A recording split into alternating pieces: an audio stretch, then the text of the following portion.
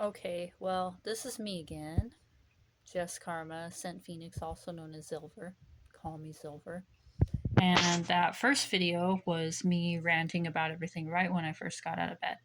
Now I've had a little bit of time to wake up, and I am going to be thinking about dressing up and dancing and singing because I'm trying to make some momentum for these projects, my art project, my humanitarian project.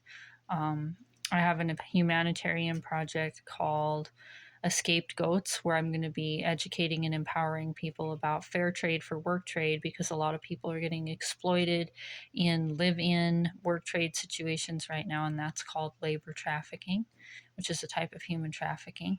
And a lot of people are not aware of how that works. And I have my main project is called AscentPhenix, which is my artist name. And that is a project that has to do with visionary art and using um, technology and artificial intelligence for disability accessibility tools. And it has absolutely nothing to do with empowering people to steal art from other people or anything like that. And I have never done anything like that. And I want to create a genre called neuro-diverse expressionism that is going to help neurodiverse people, diverse people, people with neurological illnesses, and disabled people be able to create art to express themselves, and try to create a genre so that people can support that, so that these people can become successful artists and successful um, people that influencers. And because there's a whole lot of people surviving off of being an influencer today, and a lot of them are not doing anything very important. There's a lot of people who can't find housing. A lot of people don't qualify for public housing. There isn't a lot of funding for public housing. Lists are backed up.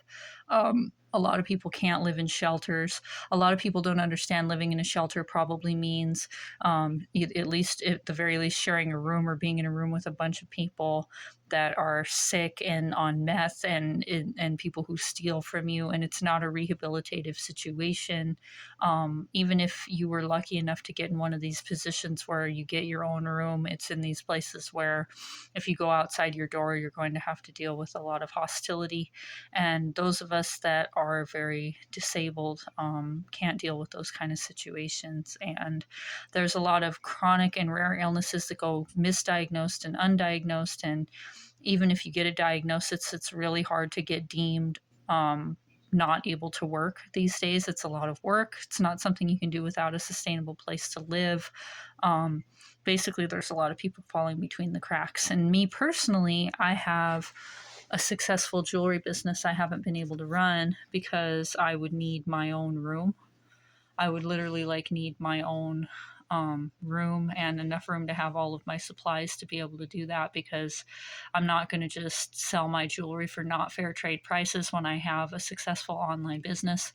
And I know a lot of people are going to try to find some loophole. Oh, well, you could have done this and you could have done that. And if that was true, I would have. Believe it or not, I'm hyper intelligent. I have 175 IQ. If there's anything I could have done to get housing, if there's anything I could have done to sustain myself, I would be. I work every day, even though I badly need to rest. I have a cranial injury right here. This part of my head is actually caved in, which I can't show you because it's under my hair. But I have a rare condition called dysautonomia, which means that my body is basically in the first stages of death all the time. My heart is dysregulated 24 hours a day, 7 days a week. I'm having heart palpitations. And on what other people consider a normal amount of stress, I'm already under more stress than that. I'm in a high amount of stress all the time in my body, and I have to constantly calm myself down. And if other people impose what they consider to be a normal amount of stress upon me, it causes my heart to dysregulate more. I can't stand, I can't walk, I can't think, I can't process. I have to have a non controlling, non invasive, non stressful living environment. And so that's really difficult, because when you're doing work trade, people think they have the right to stress you out and pressure you. And people don't want to leave you alone. And then a lot of times you end up doing more than what's fair trade.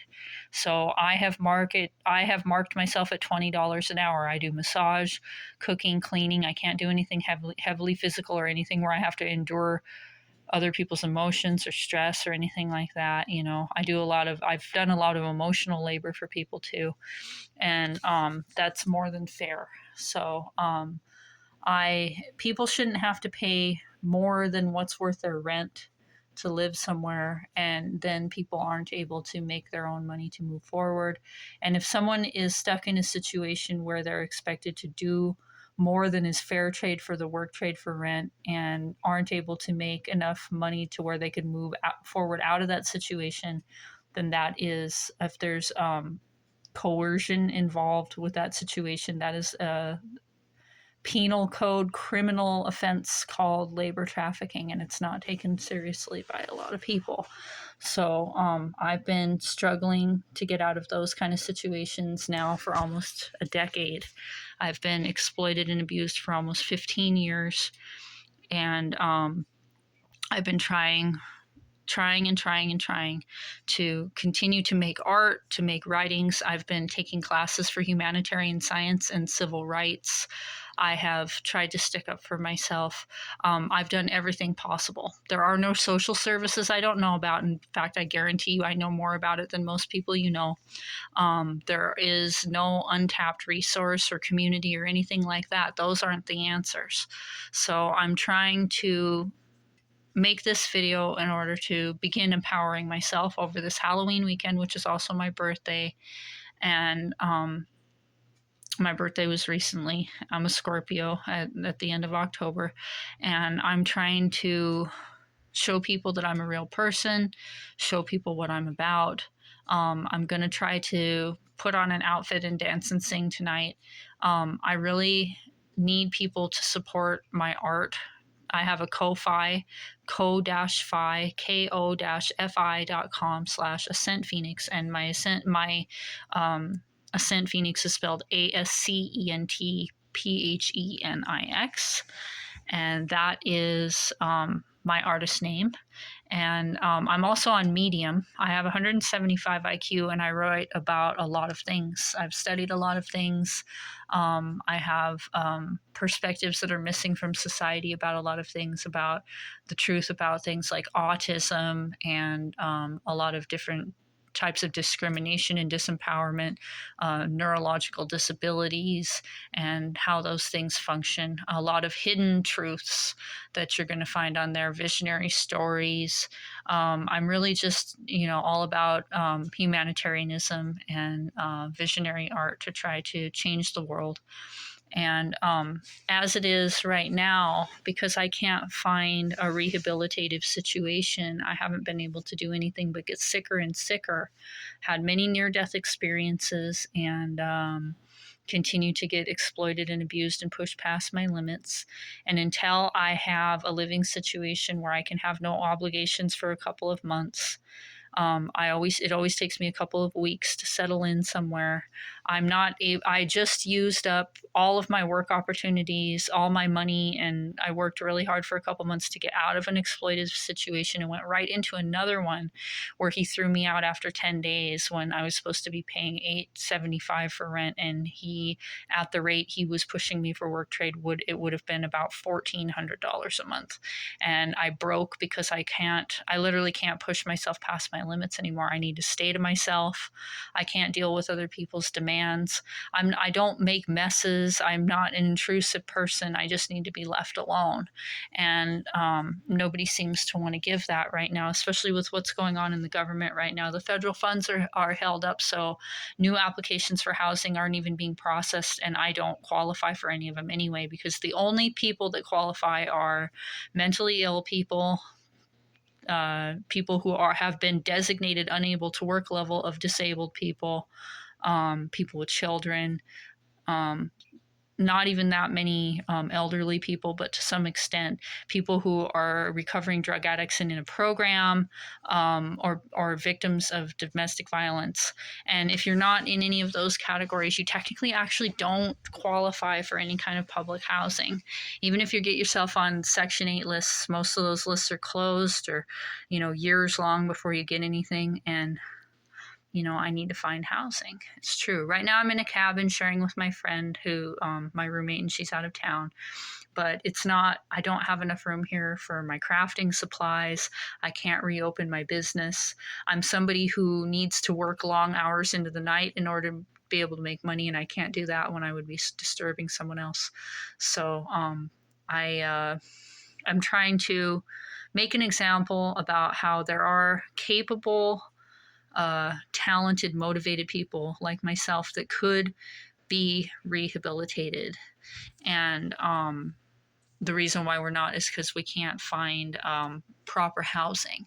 And, sometimes people, because they are so injured from going without their needs met, some people are traumatized. I personally don't have any mental illnesses, it's all the neurological illness.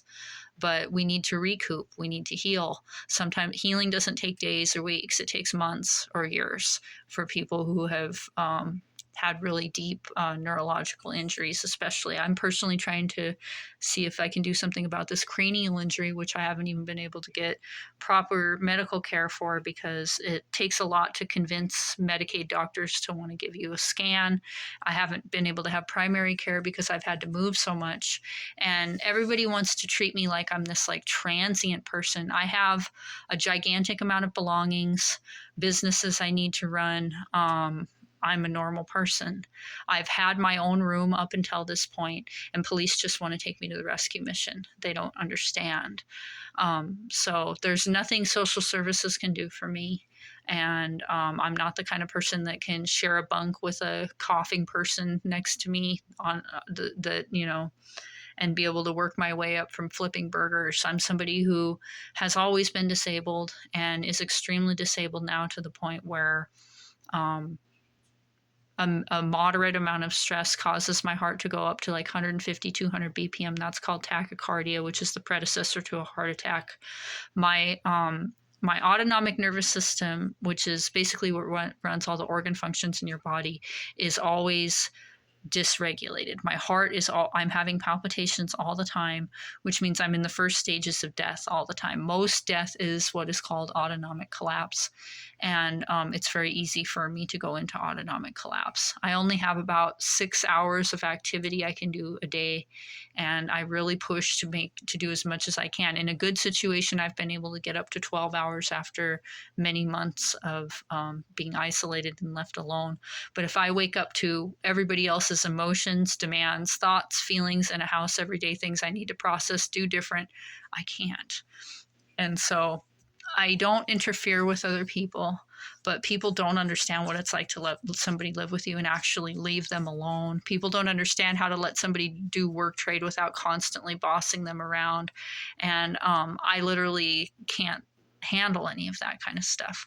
I'm a very considerate person. I cook and clean and massage and help people as much as I can. But to be honest with you, it's 10 hours a week at $20 an hour is work trade to pay $800 a month rent. And that's literally as much as I should have to do. There shouldn't be any added social obligations to that, or any other kind of obligations to that. And when people, it's difficult for people not to take advantage, and I really need to heal, or I need to find somewhere that'll let me die. That's the two things I can do at this point. I've been fighting for freedom for 10 years. I've been shipped from one situation into another, because you're in one situation and then they use you up and exploit you until you break and you can't do it. Then you're very desperate and you have to go into another situation. It ends up being the same thing. They use you up and exploit you. And then when you stick up for yourself or break and can't keep up with it, then they move on to the next situation. So I've always been doing I've been doing so much work trade that I have gone uncompensated for over $200,000 worth of work in the last decade. People just there are a lot of people that pretend like they like to help people, or say that that's what they're doing, but they're really trying to take advantage of people because they think they can. When people are disempowered people, they think, oh, the police aren't going to believe these people. They think, oh, these people aren't going to be able to afford to sue me. And because we're always in fight flight and barely able to get onto the next survival situation, they're mostly right. I haven't been able to get primary care. I wouldn't have been able to sue anybody. I don't have enough evidence for the DA to take cases seriously, but I have enough to prove that this all really happened to me. And you can call all the hotlines in the world, and all they do is refer you out to other people. And the referral chain or loop, however you want to look at it, it doesn't include anything that actually directly, tangibly helps people with finances or safe and secure housing. That doesn't exist. So I think these illusions need to be broken. The fact that human trafficking, as far as labor trafficking, is 77%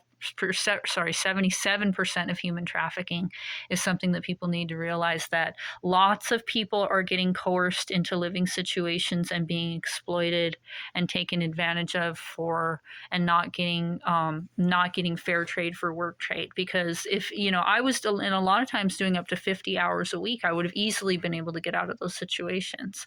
But that's not something you need to do just to have a room, and a lot of people pretend like they want to help people, and they actually want to take advantage of people. And a lot of these people are upstanding citizens, people that you probably think are kind, nice people or whatever.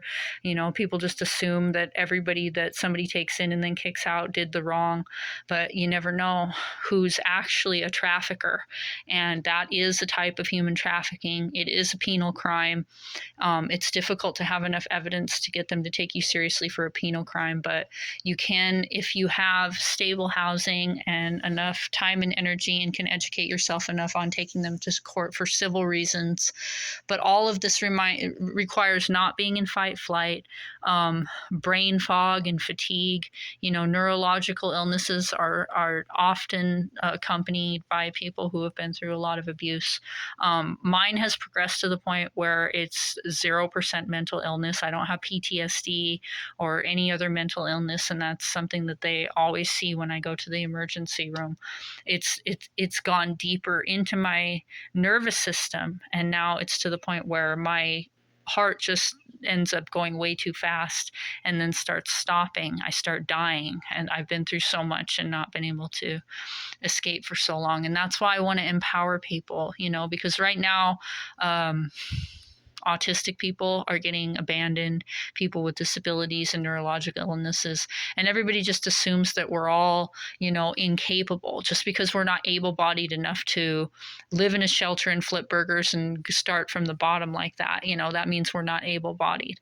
I easily could work 20 hours a week, which is like whatever the, the standard is these days to be considered worth anything.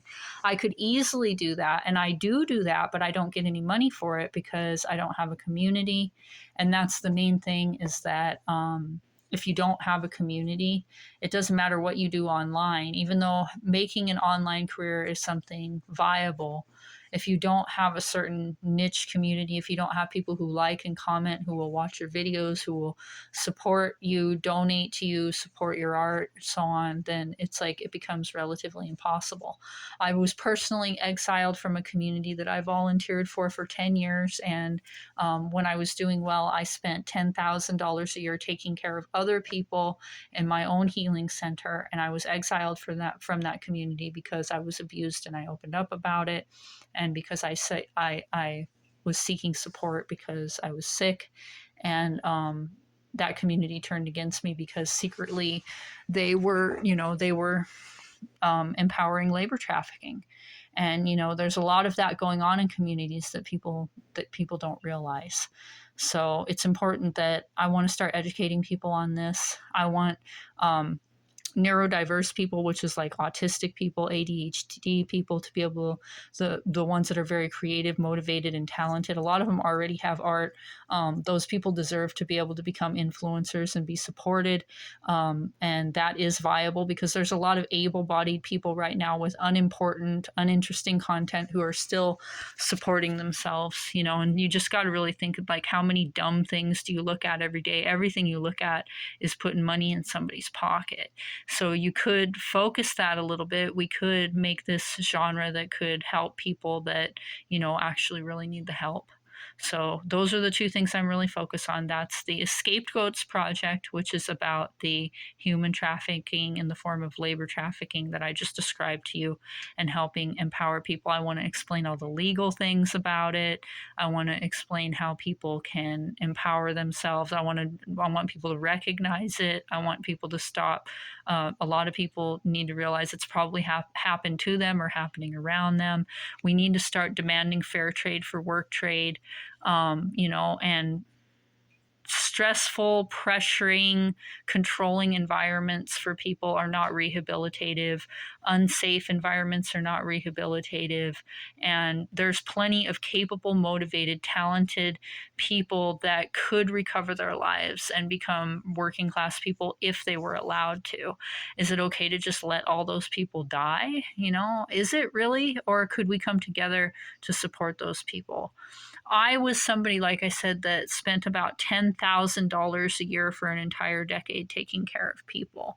And since then, I have literally, over the last decade, I have survived on a total of $20,000 when I did over $200,000 worth of work trade, and none of that money came from any of the people that I worked for.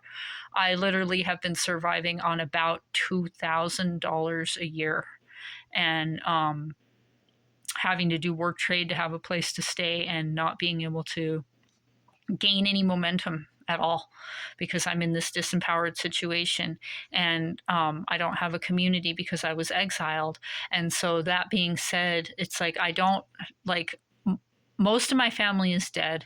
I was raised by the Native American part of my family that was riddled with lots of different types of illnesses, and they've all passed young. So I don't have any family.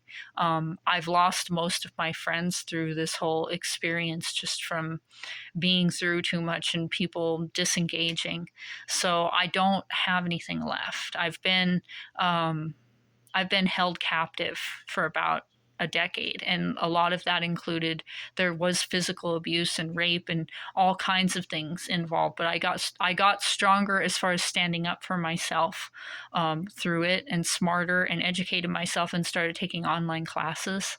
But at this point, it's like it's naive to think that I'm just going to work my way up from the bottom, even though I am with my art. I'm going to, yes, with I'm authoring, I'm making art, I'm learning tech, you know, I'm going to do it, but I need community support to be able to do that. Okay. So I did $200,000 worth of work or more and didn't get paid. And now I'm saying that my body's broken down. I'm barely alive. Some days I can't even walk, and other days I can dance and sing. I've been trying for the last few days to really push to the point where I can make you guys a short video of me dancing and singing for Halloween, so you can see where my talents lie as far as that goes. I also have done over 15,000 digital drawings on Photoshop, and I started when I was 15 years old, and I'm 42 years old. I helped develop disability accessibility tools using artificial intelligence and art, which, like I said, in no way includes ripping off anybody or stealing anybody's art. And that's another thing I want to educate people about, is that there are tools to help assist people make art that don't have anything to do with stealing art, that are involved with AI, that are really, really awesome. I have my whole own artistic universe digitally, where I have rendered things using Unreal Engine and DAZ 3D, and I basically have my whole entire artistic universe called Otherworldly Universe. And I want to be able to continue to expand this into oracle cards, greeting cards. I have a printer, I hand color things. I write poetry, I make jewelry, I make dream catchers, I put together herbal tea blends. There's a lot of things that I do. I find myself to be somebody who is fairly in touch cosmically, so I'm able to translate, energies, so to speak, and I can be well articulated at times. Although I'll admit this isn't the height of my self articulation right now. Right now I'm just trying to get some of my confidence back. So that being said, this is my first video. I just wanted to say I'm real. This is what I'm about, and I'm not going to keep people on my friends list anymore that don't engage, because actually, if you are an artist or someone who's trying to start your own business, somebody who's trying to have an online career or anything like that, having a friends list full of people that don't engage really hurts you. The only way that you can have a large friends list that helps your engagement and expansion of your project is if you have people who actually engage. And if you're all in the same groups and you're in the same communities and you have the same interests and these people actually support you, then that helps. But if it's just other people that only keep you on their page in order to have numbers, that don't engage, that don't like and comment, that don't support, then that actually makes it harder for you to get through the algorithm. There is a way to sort of break through the wall, but you have to have and I mean, it's hard to find a specific community for everything too, but don't keep a large friends list full of people that don't engage. That really actually does harm your ability to be seen. So that's something that I realized recently. So I have to get rid of a lot of people because I have other projects where I do get engagement, and fortunately that other project isn't something I can make money off of, but I do have another project that gets engagement, so I can see how that works because everybody's in the same community. And if you don't have one certain community, it's better just to have a low amount of friends on your list that actually engage, and try to engage more people in groups and see if more people will add you and stuff like that. So I'm trying to restart and I'm running out of breath, but I just wanted to say I'm a real person. This is what I'm about. And I'm trying to start over right now with actually like having videos where you see me and stuff instead of just using AI and just writing and authoring and stuff. So yes, I'm a real person, and hopefully I'll get to show you some of my talents tonight.